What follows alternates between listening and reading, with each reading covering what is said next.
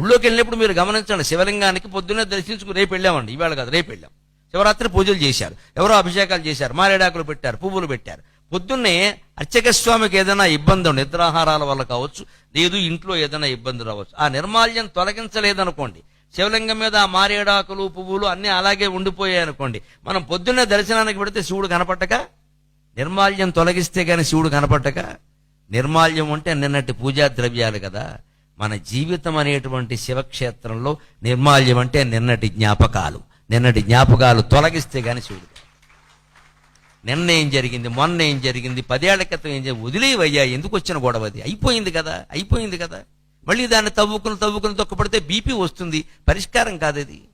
అప్పుడు ఇలా జరగకుండా ఉంటే నేను గవర్నమెంట్ ఉద్యోగంలో సెటిల్ అయిపోయిన వెంటనే ప్రాణం పోయేదేమో. ఇప్పుడు ఆ లెక్కలన్నీ వేస్తాడు, దానివల్ల గుండెపోటు వస్తుంది. ఇప్పుడు ఎక్కడో అక్కడ సెటిల్ అయ్యావు కదా, ఆ ఉద్యోగంలో సెటిల్ అయిన వాడు అంత క్షేమంగా ఏం లేడు, వాడు ఏడుస్తున్నాడు. ఎందుకు వచ్చినా ఏడుపుది. ఈ సంబంధం కాకుండా ఆ సంబంధం అయి ఉంటే ఆవిడ ఎక్కడే ఉంది, అక్కడ ఎదురుగా, ఒళ్ళు మండిపోదా? అట్టగాడు ఎట్టు కొట్టదు, చేసుకున్న అమ్మాయిని అలా మాట్లాడుతున్నావు, ఆ సంబంధం ఈ సంబంధం అని. ఆవిడ కూడా అదే మాట అంటే